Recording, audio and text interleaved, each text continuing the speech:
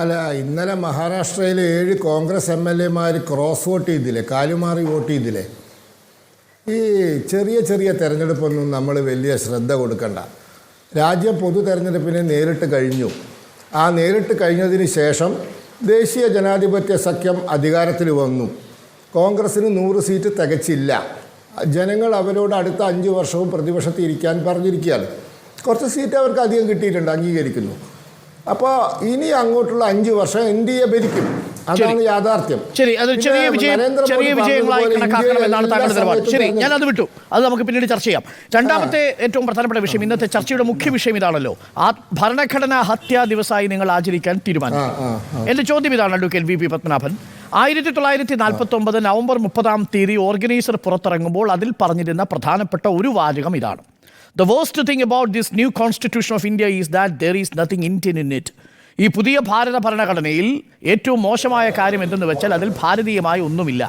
ഭരണഘടനയെ ഇത്രയും രൂക്ഷമായി വിമർശിച്ച് ക്രൂരമായി വിമർശിച്ച RSSന്റെ സംഘപരിവാറിൻ്റെ പിൻതലമുറക്കാരായ BJPക്ക് ഭരണഘടനാ ഹത്യാ ദിനത്തെക്കുറിച്ച് ഓർമ്മിപ്പിക്കാൻ എന്ത് അവകാശമാണുള്ളത്? അരുണെ, എനിക്ക് അരുണിനോട് അഭിപ്രായ വ്യത്യാസമുണ്ട്. അരുണിൻ്റെ നിലപാട് കൂടെ അഭിപ്രായ വ്യത്യാസമുണ്ട്.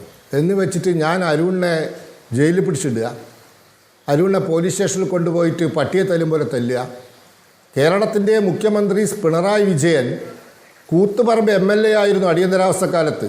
പോലീസ് സ്റ്റേഷനിൽ കൊണ്ടുപോയിട്ട് പട്ടിയെ തല്ലും പോലെ തല്ലി. എന്ത് മര്യാദയത്?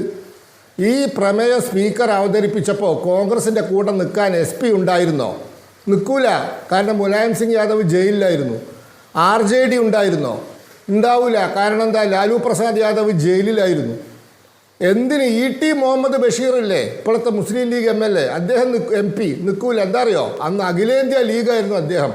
അവർ അടിയന്തരാവസ്ഥയ്ക്കെതിരെ സമരം ചെയ്ത് ജയിലിൽ പോയവരാ. ഞാൻ കോഴിക്കോട്ട് നിന്നായി ചർച്ചയിൽ കയറുന്നത്. ഈശ്വരവാര്യയുടെ മകൻ രാജൻ്റെ ശവം പോലും കിട്ടിയിട്ടില്ല അരുണേ, ഡെഡ് ബോഡി പോലും കിട്ടിയിട്ടില്ല. ഞാൻ മനസ്സിലാക്കുന്നത് കൊണ്ടുപോയി കത്തിച്ച് കളഞ്ഞ ഒരക്കുഴിയിൽ തള്ളി എന്ന, കക്കയത്തെ വെള്ളച്ചാട്ടത്തിൻ്റെ ഒരക്കുഴിയിൽ തള്ളി എന്നാണ് ഞാൻ കേട്ടത്. ഇതൊക്കെ നടന്ന സ്ഥലമാണ് കേരളം. അപ്പോൾ അന്ന് ത്യാഗം സഹിച്ചവർ, പിണറായി വിജയൻ ഉൾപ്പെടെ അടിയന്തരാവസ്ഥ കാലത്ത് ത്യാഗം സഹിച്ചവർ, ഈശ്വരവാര്യയുടെ മകൻ രാജൻ ഉൾപ്പെടെയുള്ളവരുടെ ബലിദാനം, ഇത് ഓർമ്മിക്കാൻ ഒരു ദിവസം വേണം. ഈ രാജ്യത്തിലെ പ്രതിപക്ഷ പാർട്ടിയുടെ നേതാക്കന്മാരും പ്രവർത്തകരും പ്രതിപക്ഷ പാർട്ടിയിലായിപ്പോയി എന്നൊരൊറ്റ കാരണം കൊണ്ട് ജയിലിൽ പോയി കിടക്കേണ്ടി വന്നു, പോലീസിൻ്റെ തല്ലുകൊള്ളേണ്ടി വന്നു. പലരും വീട്ടിൽ നിന്ന് രാത്രി വിളിച്ചു കൊണ്ടുപോയതാ, പിന്നെ ബോഡി പോലും കിട്ടിയിട്ടില്ല. ഇതൊക്കെ നടന്ന ഈ രാജ്യത്ത് ഇതൊന്നും ഓർമ്മിക്കണ്ടേ നമുക്ക്? നെഹ്റു കുടുംബത്തിൻ്റെ മഹത്തായ ഭരണഘടനാ സ്നേഹം, 42-ാം ഭരണഘടനാ ഭേദഗതി, എന്തിന്? കേശവാനന്ദ ഭാരതി കേസിൽ പറഞ്ഞ ഭരണഘടനയുടെ അടിസ്ഥാന തത്വത്തെ മാറ്റാൻ പാടില്ല എന്നുള്ളത് മറികടക്കാൻ പാർലമെന്റ് പാസാക്കിയ നിയമത്തെ കോടതിയിൽ ചോദ്യം ചെയ്യാൻ പാടില്ല എന്നുള്ള 42-ാം ഭരണഘടനാ ഭേദഗതി. അത് മാത്രം നമ്മൾ ഓർമ്മിച്ചാൽ മതിയോ VP ശ്രീ പത്മനാഭൻ? നവംബർ 8-ാം തീയതി 2016-ൽ ഡിമോണിറ്റൈസേഷൻ വന്നതിനെ തുടർന്ന് ക്യൂവിൽ നിന്ന് മരിച്ച മനുഷ്യരെ നമുക്ക് ഓർമ്മിക്കണ്ടേ? സർക്കാർ നടത്തിയ വലിയൊരു സർജിക്കൽ സ്ട്രൈക്ക് ആയിരുന്നില്ലേ ജനങ്ങളുടെ ജീവിതത്തിൽ? ഓരോ മണിക്കൂറിലും കർഷകർ മരിച്ചു വീഴുമ്പോൾ ആ കാര്യങ്ങൾ നമ്മൾ ഈ ഭാരതത്തിലെ ജനങ്ങളെ ഈ ഏതു സർക്കാരിൻ്റെ പേരിലാണ് ഓർമ്മിപ്പിക്കേണ്ടത് ശ്രീ VP പത്മനാഭൻ? ഒരു ദിവസം ഒരു ദളിത് സ്ത്രീ ക്രൂരമായി ബലാത്സംഗം ചെയ്യപ്പെടുന്നു ഈ നാട്ടിലെന്ന് പറയുമ്പോൾ അത് ഓർമ്മിപ്പിക്കേണ്ടേ നമുക്ക് ജനങ്ങളെ? ഏത് ദിനമാണ് നമ്മൾ ഓർമ്മിക്കേണ്ടതെന്നും സർക്കാർ എങ്ങനെയാണ് വിവേചനപരമായ ഒരു തീരുമാനമെടുക്കുക? ഇതൊരു മുൻ സർക്കാരിൻ്റെ കെടുകാര്യസ്ഥതയോ മുൻ സർക്കാരിൻ്റെ ഭരണഘടനയോടുള്ള അവഹേളനവുമായി എടുത്താൽ തന്നെ അതിനെ എങ്ങനെയാണ് തുടർന്നു വരുന്ന ഒരു സർക്കാർ ആ സർക്കാരിനെ അവഹേളിക്കുന്ന രീതിയിൽ ഒരു ദിനമാചരിക്കാൻ പോകുന്നത്? അങ്ങനെ വന്നാൽ എത്രയെത്ര ദിനങ്ങൾ മോദി സർക്കാരിനെതിരെ ആചരിക്കേണ്ടി വരുമെന്നാണ് കോൺഗ്രസ് ചോദിക്കുന്നത്. VP ശ്രീ പത്മനാഭൻ. കോൺഗ്രസ്സുകാർക്ക് രാഷ്ട്രീയ താല്പര്യം ഉണ്ടെങ്കിൽ എന്ത് വേണമെങ്കിലും ആചരിച്ചോട്ടെ. ഞങ്ങൾ ഈ രാജ്യത്തെ ഭരണഘടനയെ ശ്വാസം മുട്ടിച്ച് കൊല്ലാൻ ശ്രമിച്ച ഇന്ത്യയിലെ ഭരണാധികാരികളുടെ ഒരു ശ്രമത്തെ വരും തലമുറയുടെ ഓർമ്മകളിലേക്ക്, ബുദ്ധിയിലേക്ക് കടത്തിവിടുകയാണ്. ഇലക്ട്രൽ ബോണ്ട് നിയമവിരുദ്ധമാണെന്ന് സുപ്രീം കോടതി പാസാക്കിയ ഒരു ദിവസത്തെ നമ്മൾ എങ്ങനെ ആചരിക്കണം? എങ്ങനെയാണ് അഹമ്മദാബാദിലെ കൂട്ടക്കൊലയെ കുറിച്ചുള്ള അഹമ്മദാബാദിലെ കൂട്ടക്കൊലയെക്കുറിച്ചുള്ള റിപ്പോർട്ട് പുറത്തു വന്ന ദിവസം ഓർമ്മിപ്പിക്കേണ്ടത്? എങ്ങനെയാണ് നമ്മൾ ബുൾഡോസർ രാജ് വരുന്ന ദിവസങ്ങളെക്കുറിച്ച് ഓർമ്മിപ്പിക്കേണ്ടത്?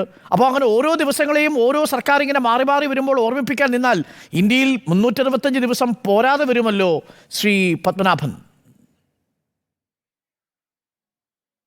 അടിയന്തരാവസ്ഥ ഈ രാജ്യത്ത് എത്ര പ്രാവശ്യം പ്രഖ്യാപിക്കപ്പെട്ടു?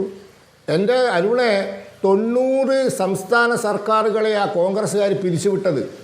ഇന്ദിരാഗാന്ധി മാത്രം 49 എണ്ണത്തിന്, ഒന്നും കൂടി കിട്ടിയിട്ടുണ്ടെങ്കിൽ ഇന്ദിരാഗാന്ധി അർദ്ധ സെഞ്ചുറി തിരക്കിയായിരുന്നു. ഇന്ദിരാഗാന്ധി മാത്രം 49 സംസ്ഥാന സർക്കാരുകളെ പിരിച്ചുവിട്ടു. നാം കേരളത്തിൽ വോട്ട് ചെയ്ത് അധികാരത്തിലെത്തിയ ആദ്യത്തെ EMS സർക്കാരിനെ പിരിച്ചുവിട്ടതാ. 90 സംസ്ഥാന സർക്കാരുകളെ പിരിച്ചുവിട്ടവരാ കോൺഗ്രസ്സുകാർ. ഇപ്പോൾ താങ്കൾ ബുൾഡോസറെ പറ്റി പറഞ്ഞല്ലോ. തുക്കുമാൻ ഗേറ്റ് ഞാൻ ഓർമ്മിപ്പിക്കണോ? പാവപ്പെട്ട മുസ്ലിങ്ങളും ദളിതരും താമസിക്കുന്ന കോളനി അരമണിക്കൂർ സമയം കൊടുത്ത് ഒഴിഞ്ഞു പോകാൻ, എന്നിട്ട് സഞ്ജയ് ഗാന്ധിയും ജഗ്മോഹനും കൂടി വന്ന് അത് ഇടിച്ചു നിരത്തി അല്ലേ? അപ്പോൾ ഇതൊക്കെ ഇവിടെ നടന്നിട്ടുണ്ട്. ജനങ്ങളിതൊക്കെ പഠിക്കട്ടെ എന്ന്. ആരാണ് ശരി ആരാ തെറ്റെന്ന് ജനങ്ങൾ തീരുമാനിക്കട്ടെ, വരും തലമുറ തീരുമാനിക്കട്ടെ. എന്താ ഇത് തെറ്റ്? ഓക്കെ, ഞാൻ വരാം. രാജു പി നായർ, അതാണ് BJP പ്രതിനിധിയുടെ ആർഗ്യുമെന്റ്. ഇത് ജനങ്ങൾക്ക് അറിയാൻ വേണ്ടിയാണ്.